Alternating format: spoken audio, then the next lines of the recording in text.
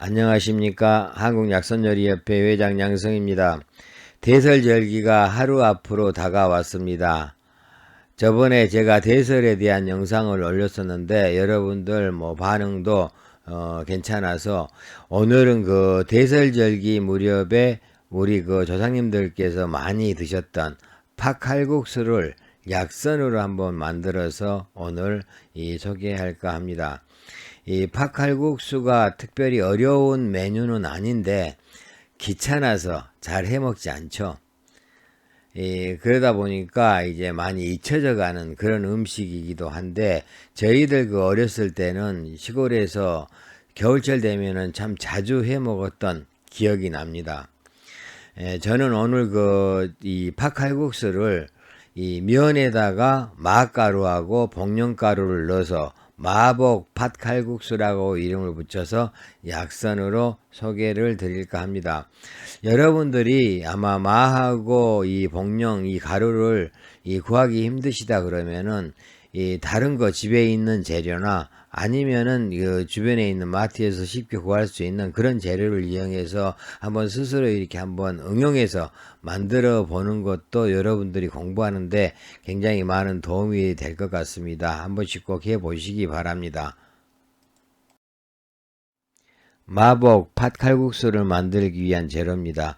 4인분 기준으로 한번 정해봤는데 이것은 여러분들이 어떤 식성에 따라서 이렇게 가감을 하시면 됩니다.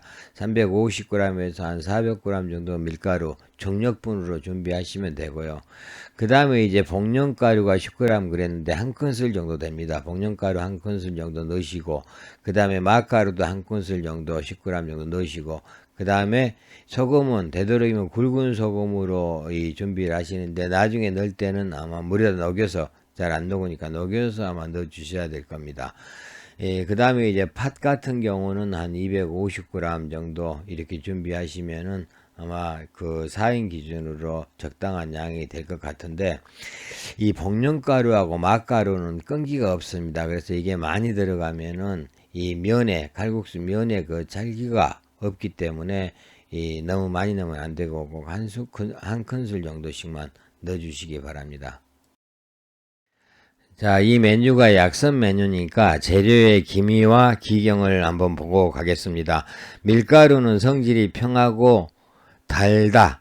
즉 성질이 평하다 그랬는데 아마 여러분들 밀가루는 성질이 찬데 지금 무슨 소리 하냐 하고 의문이 드신 분들도 아마 계실 것 같은데 이 밀가루는 평합니다. 밀은 어때요? 밀은 성질이 차죠. 근데 밀가루는 평합니다. 왜 껍데기 다 벗겨버리고 난 이 하얀 가루기 때문에 그렇습니다. 맛은 달고 그 다음에 심장경, 비장경, 신장경으로 들어간다 그랬죠.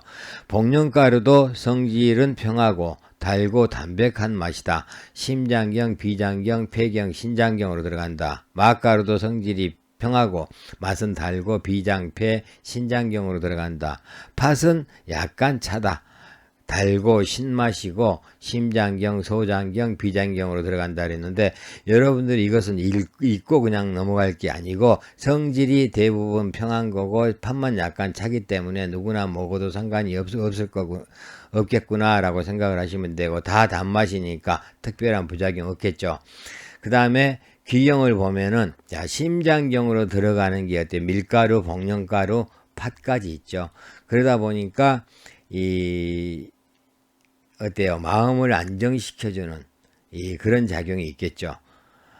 그 다음에 비장경은 4개가 다 들어가 있습니다. 4개가 다 들어가 있기 때문에 소화계통을 튼튼하게 할 거고요.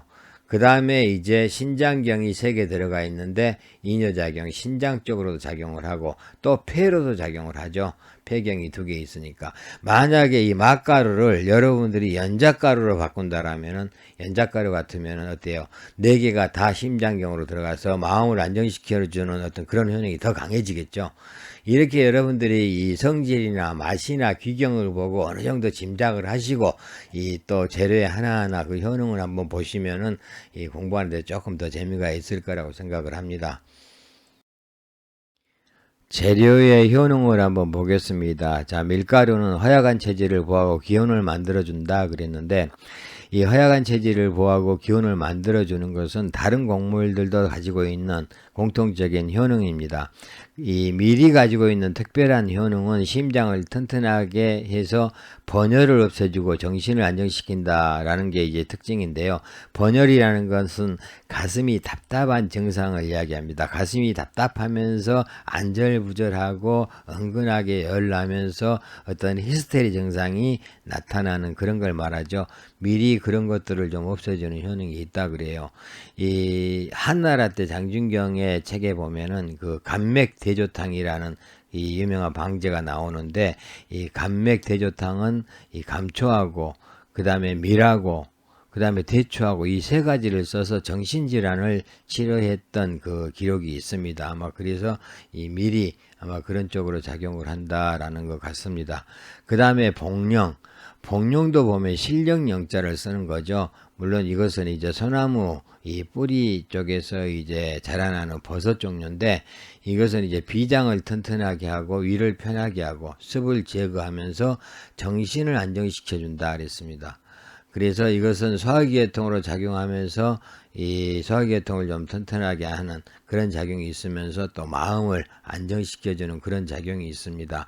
자, 마 같은 경우는 우리가 산약이라고도 이렇게 많이 이야기하는데, 이 비장, 소화기계통을 튼튼하게 하면서 폐를 보호하고 신장의 신정을 이 잘 새나가지 않게 잘 막아주면서 보호하는 그런 작용이 있습니다.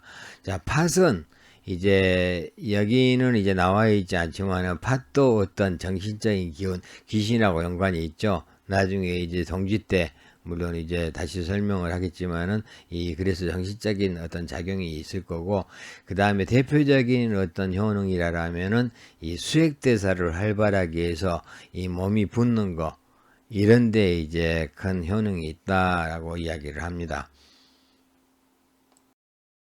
재료에 대한 효능은 나중에 본초학에서 영상을 만들어서 자세히 설명을 드리겠습니다. 여기서는 이제 배합 원리하고 이 마복 팥칼국수에 대한 효능인데요. 여기서도 마찬가지로 군신자사에 의한 배합을 했습니다. 이 군에 해당되는 게 밀가루고 주 재료가 되겠죠. 밀가루를 도와주는 신하의 역할을 하는 게 이 복령을 선택한 겁니다. 이 복령이 신하의 역할을 하고, 그 다음에 이제 마하고 팥은 이제 자의 역할이죠. 이 보좌하는 역할로 해서 자에 해당이 되고, 그 다음에 이제 약성을 좀 완화시키고 서로 화합이 잘 되도록 만들어주는 이 사에 해당되는 것이 이제 소금하고 설탕입니다. 자, 전체적인 효능을 보면은 허약한 체질 튼튼하게 하고, 각기병은 이제 하체 질병이죠. 유익하도록 있고, 마음 안정시키고, 이 정신을 또 편하게 해주는 어떤 그런 효능이 있고, 비장을 튼튼하게 해서 소화계통을 좀 편하게 해주고, 또 기운을 만들고 설사를 멈추게 한다 그랬고, 그 다음에 신장에 정에 유익해서 유정이나 냉대화 같은 질환에 효과가 있다 그랬습니다. 마지막으로 이제 수액대사를 활발하게 하여 수종을 치료하고 이 소변을 잘 통하게 한다 그랬는데, 이것은 이제 팥의 대표적인 효능이죠. 자, 이게 이제 전체적인 이 마복 팥칼국수에 대한 효능이 되겠습니다. 만약에 여러분들이 재료를 뭐 바꾸시면은 이 효능 또한 조금씩 이제 달라지겠죠. 만드는 법을 한번 보겠습니다. 이 글씨로 써놓으니까 굉장히 좀 복잡해 보이고 뭔가 조금 되게 많이 해야 될 것 같은 어떤 그런 생각이 드는데, 실질적으로 해 보시면은 이렇게 그렇게 복잡하지 않습니다. 조금 뭐 이렇게 이 팥이 익는데 좀 시간이 걸리고, 또 반죽해서 좀 이 숙성을 좀 시키고 하는 게 조금 귀찮기는 하고 시간이 많이 가긴 하는데, 한번 맘먹고 해보시면 그렇게 어렵진 않습니다. 뒷장에 가서 이제 사진으로 제가 쭉 만드는 과정을 올려놨으니까 그걸 보면서 설명을 드리도록 하겠습니다.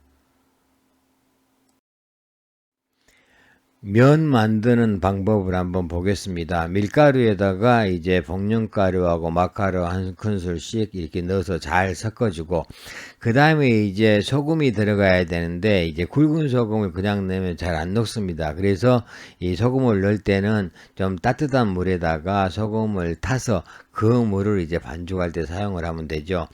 밀가루 보통 한 400g 정도에 이 종이컵으로 물 한 컵 정도면은 농도가 적당하더라고요. 그래서 이 칼국수 반죽은 다른 반죽에 비해서 좀 되게 만들죠.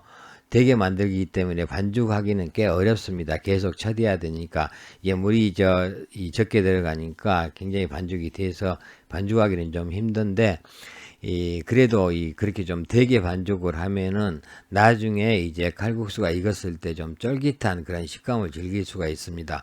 만약에 부드러운 어떤 그런 식감을 즐기신 분들 같으면은 이제 계란만 넣어주시면 되죠. 계란 한 개 정도 넣으면은 이 면이 굉장히 부드러워지죠. 자, 이렇게 반죽을 해서 이제 비닐봉지 같은 데 담아서 숙성을 몇 시간 정도 시킨 다음에, 그 다음에 이제 꺼내서 이 밀가루를 발라가면서 이제 밀죠. 이제 저는 병으로 밀다 보니까 모양이 좀 이상하게 나왔는데, 자, 이것을 이제 말아서 칼로 썰면은 그게 이제 칼국수가 되는 거죠. 자, 뭐 모양은 좀 없어도 썰면 똑같은 모양이 되니까 이렇게 이제 여러분들도 한번 해 보시면은 재미도 있고, 또 밀가루 반죽은 숙성해야 되니까 밀가루 반죽하고 팥은 미리미리 준비해 놨다가 나중에 드실 때는 어때요? 그냥 익혀서 드시면 좀 편하겠죠. 팥 삶는 법을 한번 보겠습니다. 자, 팥을 씻어 가지고 물에 불려 놓죠. 이 오래 불려 놓을수록 이제 삶는 시간은 단축된다고 합니다. 팥을 삶을 때는 이제 물을 넣고 한 5분 정도 끓이다가 그 찬물을 따라서 버리죠. 그 다음에 이제 다시 물을 붓고 1시간 정도 삶으면은 이제 이 콩이 물러지는데, 찬물을 버리는 이유는 좀 떫은 맛이 있다 그래요. 맛이 좋지 않기 때문에 이제 한번 버리고 다시 한번 삶는다 그러는데, 이 어떤 분들은 뭐 독소가 있다라는데 저는 무슨 독소가 있는지는 잘 모르겠습니다. 자, 팥이 물러지면은 이제 믹서기에다가 곱게 갈아가지고 이제 체에다 한번 받쳐줘야 됩니다. 왜냐하면 팥 껍질이 굉장히 딱딱해요. 그래서 식감을 안 좋게 만들기 때문에 팥 껍질을 걸려내기 위해서 체에 한번 받치고 난 다음에 이제 밑에 팥물을 이제 받는데, 팥물이 되게 보면 굉장히 진하게 나와요. 그래서 이 물을 좀 부어가지고 농도를 좀 맞춘 다음에 그 다음에 한번 다시 끓여야 되겠죠. 이제 물이 추가가 됐으니까. 이 팥물이 이제 좀 묽게 되면서 이제 팔팔 끓을 때 거기다가 이제 아까 만들어 놓은 이제 칼국수 면을 이제 넣어서 익히는 거죠. 시골에서는 이제 대부분 그렇게 했습니다만은 좀 텁텁한 걸 싫어하시는 분들은 이제 칼국수 면을 따로 삶아 가지고 넣기도 합니다. 뭐 이런 방법도 괜찮고 뭐 저런 방법도 괜찮은데, 저 같은 경우는 그냥 넣는 게 좀 이 밀가루 같은 게 좀 들어가서 이 국물이 더 좀 걸쭉해져서 더 좋기도 한데, 이제 취향이니까 그건 취향에 따라서 이제 선택해서 하시면 되고, 그 다음에 이제 소금을 넣어서 이렇게 소금으로 간을 해서 드시는 분들도 많고, 또 설탕을 넣어서 좀 달게 해서 먹는 그런 분들도 계시는데, 그건 예 취향에 따라서 하시면 되겠습니다. 대설을 맞이해서 이 조상님들이 즐겨 드셨던 팥칼국수를 약선으로 만들어서 여러분께 소개를 했습니다. 여러분들도 이 대설 핑계 대고 팥 좀 사다가 집에서 팥칼국수 만들어서 가족끼리 이렇게 도란도란 드시는 것도 아마 좋은 추억이 될 거라는 생각이 듭니다. 여러분들 꼭 한번 해보시기 바랍니다. 감사합니다.